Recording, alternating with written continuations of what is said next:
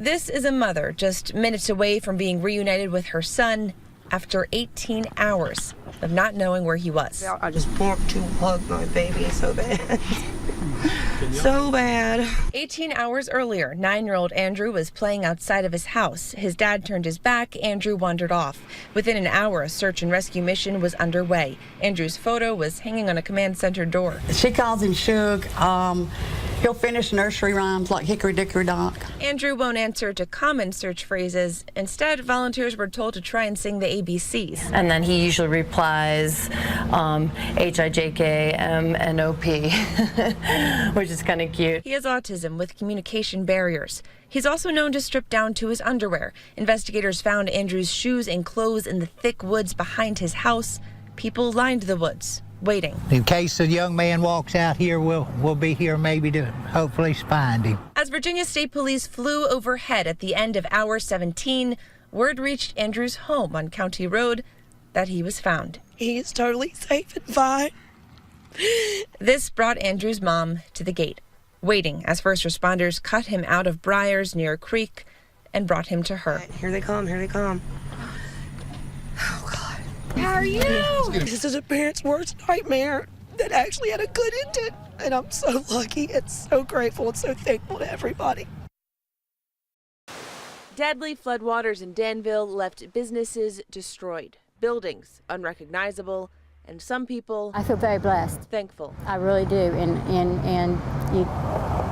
you know, I lost a car, but not a life. Just one day prior, this was the scene outside Kim Willis's window on Riverside Drive. There were so many cars in front of me and behind me, there was no way we could move anywhere. Upwards of 40 people were stuck. It was the first of more than 100 calls the Danville Life-Saving Crew and Danville Fire Department responded to Thursday. Everything comes so fast, it was really overwhelming. Tommy Barber said these are the moments his team trains for, but the amount of cars and the speed at which they got stuck, he's never seen anything like it. It was very scary. I wasn't really scared for myself, but more so for my granddaughter, my 5-year-old granddaughter, and getting her out of the car. Within a matter of minutes, Willis's concerns were eased. Her granddaughter in the arms of a firefighter, safe. I remember her telling one of the firemen that he was a superhero.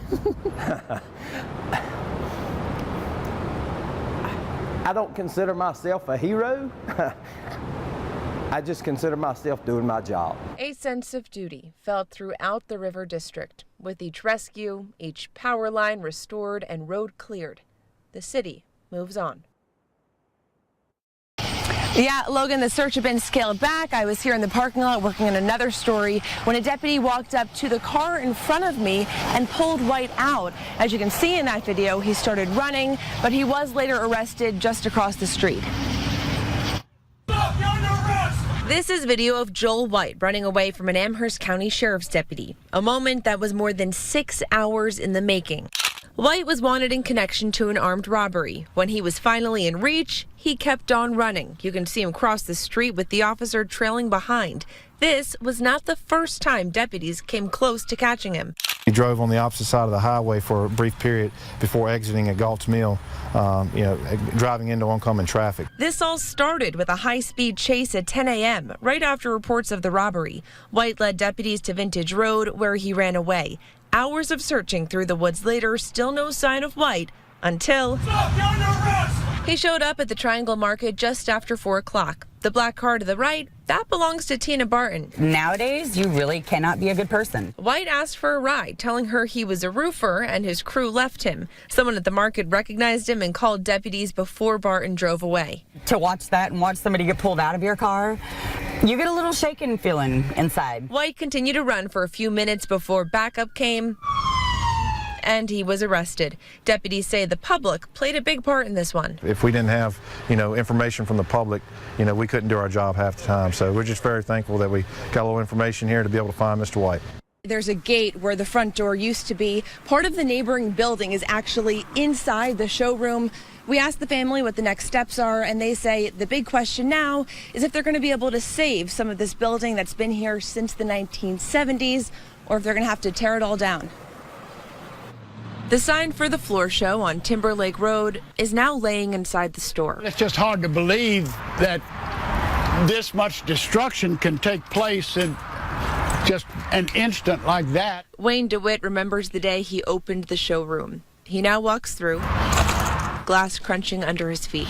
But you can see standing here the kind of displays that we had and how extensive it was. Every kind of floor you can think of, they sold it. Carpet, hardwood, ceramic tiles. Because that's one of the fastest growing categories now. DeWitt is an expert, and he was proud of that showroom. It hurts a lot.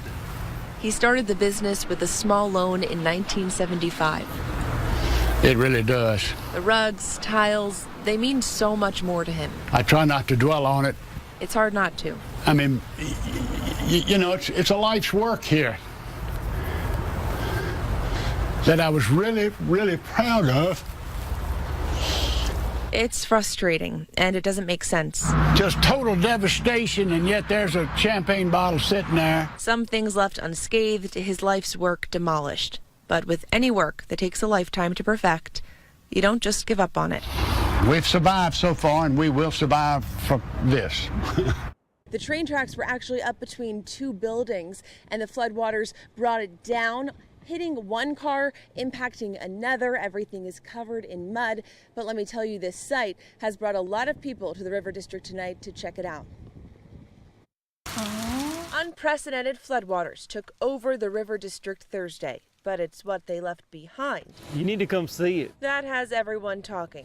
Has there ever been anything like this, Dad? Nah, I've never seen anything like this. A centuries-old train trestle washed into the street. Rick Barker saw it happen. We were just astonished when, because it was floating and with the flow of the water, it broke through a fence and, is now across the street. Barker's building, dating back to 1904, is right next to the trestle. Shortly after the train track came off its structure, the same fierce waters broke the front door to his business open. He watched as custom furniture floated in 4 feet of water across newly renovated floors. He bought the building 4 years ago after it sat vacant for more than 50.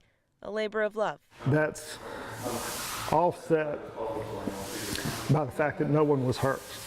So all the furniture could be replaced, right? It was historic flooding that left its mark on Danville's century-old history, with each section of floor mopped and each passerby looking in awe at the tracks.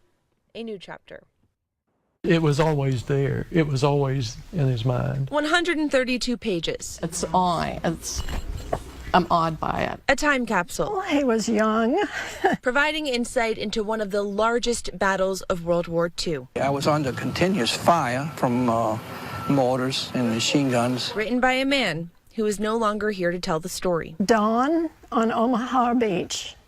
We were there. Elisha Ray Nance, her dad. Ray Nance was on Omaha Beach on D-Day. He dodged bullets as 19 of his fellow Bedford boys died. And this is the whole company. Nance returned home and told his story. In the 1980s, he started putting pen to paper, but in 2009, Nance died before publishing his book.